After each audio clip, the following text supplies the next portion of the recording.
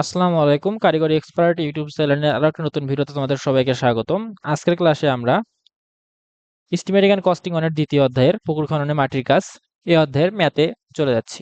প্রথমে আমরা এই একতলা পুকুরের ক্ষেত্রে কিভাবে মাটির পরিমাণ নির্ণয় করব সেটা দেখব। এরপরে আমরা দুইতলা পুকুরের ক্ষেত্রে কিভাবে নির্ণয় করব সেটা দেখব। আসো আমরা এই ম্যাথটাকে তিনটা সূত্রের সাহায্যে সমাধান করব। তো প্রথমে আমরা তিনটা সূত্র লিখে ফেলি। ১ নাম্বার সূত্র হচ্ছে মধ্যপ্রস্থছেদের সূত্র। তাহলে ১ নাম্বার মধ্যপ্রস্থছেদের সূত্র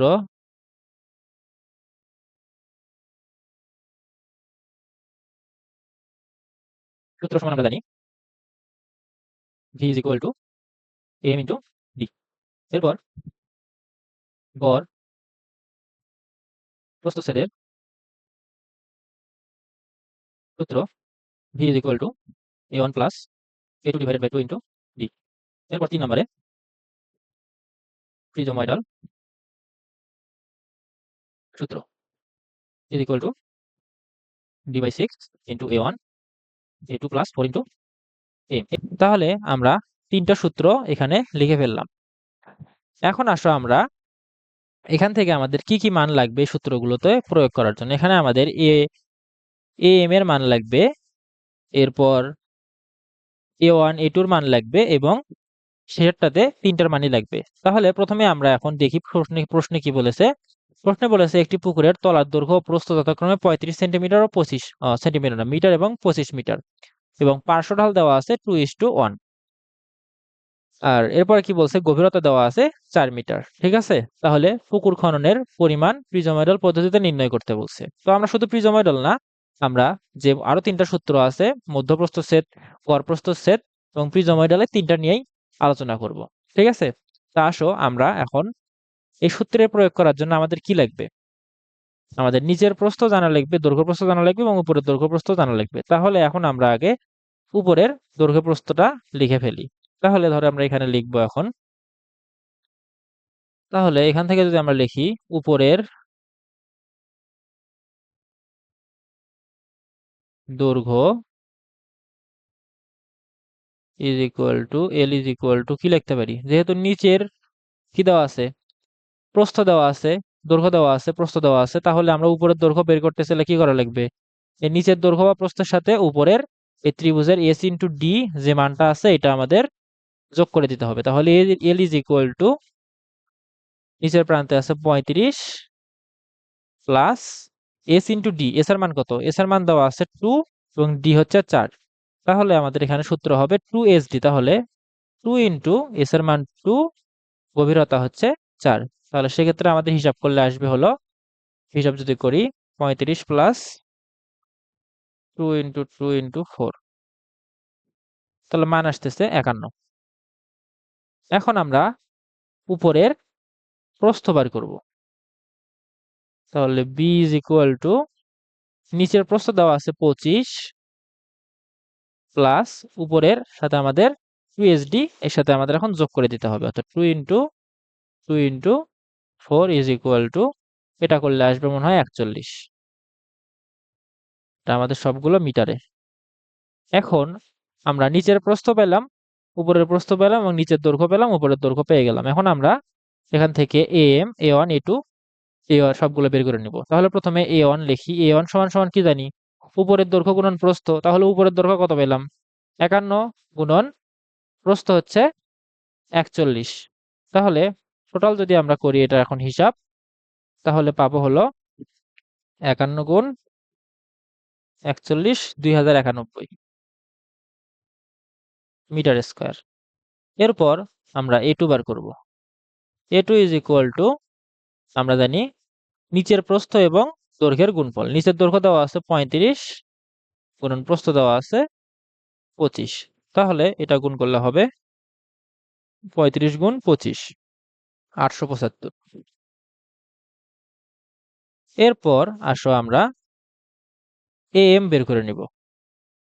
am সমান আমরা লিখতে পারি কি, am is equal two, am সমান আমরা কি জানি, উপরের দৈর্ঘ্য আর উপরের দৈর্ঘ্য নিচের দৈর্ঘ্যের গড় গুণন হচ্ছে উপরের প্রস্থ নিচের দৈর্ঘ্যের গড়ের গুণফল। তাহলে এখানে আমরা লিখব উপরের দৈর্ঘ্য আমরা জানি 51, নিচের দৈর্ঘ্য হচ্ছে 35 ভাগ 2।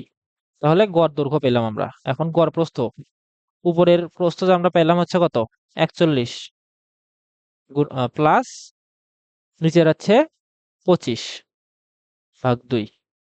তাহলে আমরা এখান থেকে am পেয়ে যাব। তাহলে am এর মান হবে হলো, আমরা ভেঙে করি নিচে, 51 যোগ 35 ভাগ 2। তাহলে গড় দৈর্ঘ্য পেলাম আমরা হচ্ছে 43 গুণন গড় প্রস্থ কত পাবো, 41 প্লাস 25 ভাগ 2, 33। এখন এই দুইটা গুণ করলে আমরা একটা ক্ষেত্রফল পাবো মাঝামাঝি পর্যায়ের। তাহলে 43 গুণন 33, 1419 মিটার স্কয়ার। তাহলে এখন আমরা কিন্তু তিনটা মানই পেয়ে গেলাম। এখন আসো আমরা প্রথম সূত্রে এই মানগুলোর প্রয়োগ করি। তাহলে প্রথম সূত্র আছে কি, মধ্যপ্রস্থের সূত্র am is equal to v is equal to am into d। তাহলে এখন আসো আমরা সূত্রটা লিখি, মধ্যপ্রস্থচ্ছেদের মাধ্যমে নির্ণয় করব। 1 নাম্বার মধ্য প্রস্থচ্ছেদ, ঠিক আছে। তাহলে সূত্র ছিল হচ্ছে v is equal to am into d। তাহলে am এর মান আমরা কত পেলাম, 1419, কিন্তু গভীরতা দেওয়া ছিল আমাদের কত, গভীরতা দেওয়া এখানে দেওয়া ছিল 4 মিটার। তাহলে ইন্টু 4। তাহলে এটা ক্যালকুলেশন করলে আসবে হচ্ছে 1419 গুণন 4 ইজ ইকুয়াল টু 5676, 5676। এখন কি হবে, মিটার কিউব, কারণ আমরা এখন আয়তন বের করলাম। তাহলে একটা কিন্তু আমাদের সমাধান অলরেডি কমপ্লিট। এরপর আমরা বাকি দুইটা করব। বাকি ধরো 2 নাম্বারটা আমরা এখানে লিখি। 2 নাম্বার হচ্ছে গড় প্রস্থচ্ছেদ ইজ ইকুয়াল টু, আমরা সূত্র কি দেখলাম, v is equal to a1 plus a2 divided by 2 into d। তাহলে v is equal to a1 আমরা মান পেয়েছিলাম কত, 2091 প্লাস a2 পেয়েছিলাম কত, 875। এটার এখন আমরা 2 দ্বারা ভাগ করে গড় করলাম, সাথে গভীরতা 4 দিয়ে গুণ করে দিলাম। তাহলে আমরা আসলে এইটুকু আগে ক্যালকুলেশন করি, 2091 প্লাস 875 ভাগ 2 করলে আসে হচ্ছে 1483 গুণ 4। তাহলে এটা ক্যালকুলেশন করলে আমরা পাবো হচ্ছে